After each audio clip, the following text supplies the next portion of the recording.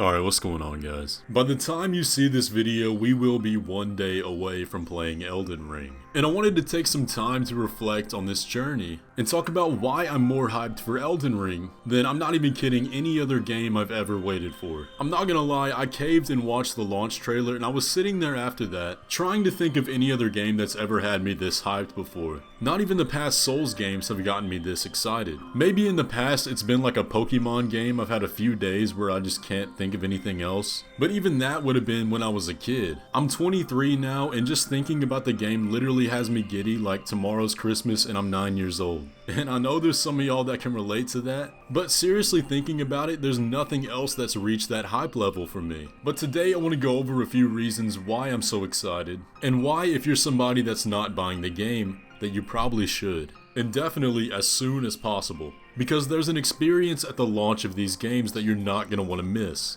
and that can only happen right when the game releases. But as always, before we get into all that, do me a favor and hit that subscribe button. I'm going to have you guys covered when it comes to Elden Ring content after it comes out, and after I've enjoyed my first playthrough. But the first thing I want to talk about today is that when it comes to games at launch, there are very few things out there that can top the level of fun that a Souls game at release is. Now, I've been playing the Souls games at release since Dark Souls 2 Scholar of the First Sin dropped, and let me tell you guys, that experience of being part of the community after the game comes out is one of the best things out there. I can confidently say the most fun I've ever had playing a video game was when Sekiro launched, and I got to experience the journey alongside a lot of my friends at the exact same time. Now, Sekiro is a bit of an exception to the Souls games since it doesn't have multiplayer and you're not actively getting invaded or doing co-op, but the thing that made it so much fun to me was being a part of the community, going out and trying to find secrets, discovering new ways to tackle the bosses, and seeing where people were at, where they were getting stuck on, and comparing that to my own journey. And I think the reason this is so much more fun for a From Software game is due to the fact that they're so hard and the experience is different for everybody that plays it. The Souls community can be a bit toxic at times, but when we're all playing the game together like this at launch, there really is nothing like it. And going along with this, something that's going to add so much to this community experience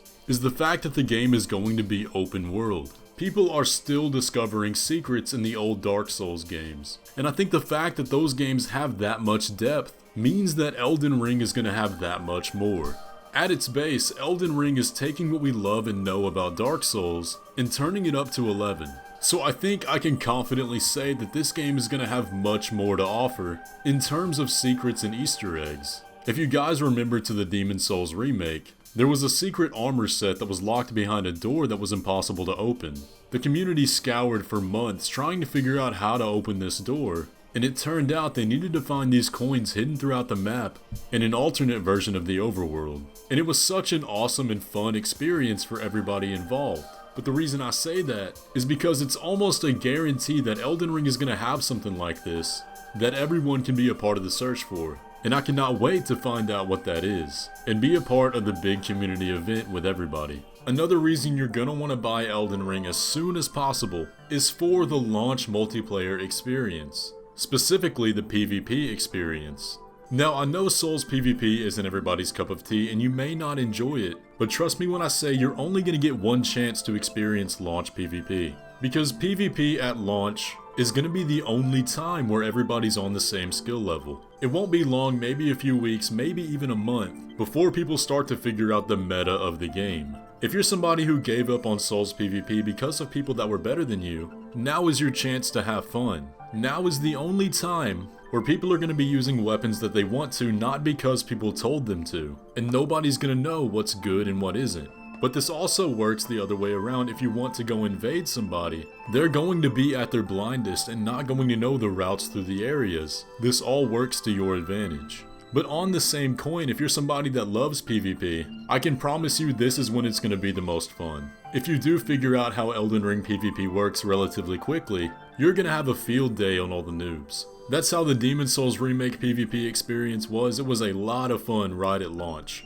But then after the first few months, it kind of died off because everybody started getting really good at the game and figuring out how to abuse the spells or the overpowered weapons. That kind of just made the game not fun to play online. With the multiplayer launch experience, one of the best things that can happen on your journey is encountering somebody with gear that you really want. If you invade, get invaded, or play co-op, you might run into somebody who either has some gear or a weapon that you've never seen before. That gear may not even be in online wikis, but it gives you something to hunt for. Because the option to look it up doesn't exist, you may have to look on the weapon and find things like motifs or decorations to help you figure out where you might want to search for that weapon or armor. And honestly, that right there is one of my favorite experiences in the first playthrough. So if you're someone that doesn't necessarily enjoy PvP and wants to play solo, I highly recommend at least give it a couple invasions or get invaded a few times. Because if you don't like it, you can always quit, but you never know, you might end up having a lot of fun. But going along with this idea of finding new things through other players, the launch of the Souls games and of Elden Ring is one of the only times you can make a build that's truly yours. Now obviously two people can create the same build and you can always make a build without the influence of others, but at launch you can really get that feeling of possession, that what you made truly was without influence, and ultimately your unique playthrough. Because at the bottom line of it, the influence doesn't even exist yet. Now I know that's kind of existential and can easily be argued, but I think you guys are going to understand what I mean by that. To me, this kind of happened in Bloodborne.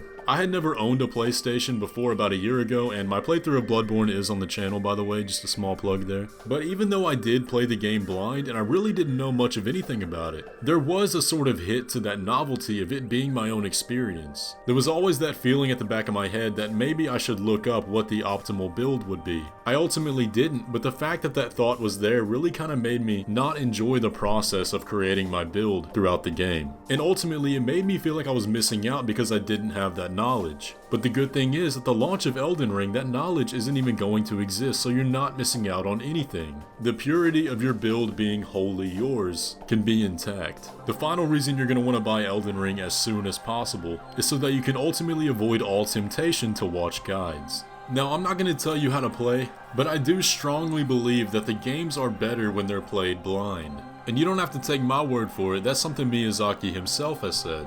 But that is an advantage of playing the game at launch, the fact that the guides don't even exist yet. You're forced to learn and adapt on your own ability. And at the end of the day, a lot of times, and from my own personal experience, I enjoy it much more because of that. And by that same logic, it's also very hard to find spoilers when you're playing the game that early. Aside from a few notorious YouTube channels, the game is not going to be completed by the masses in that time.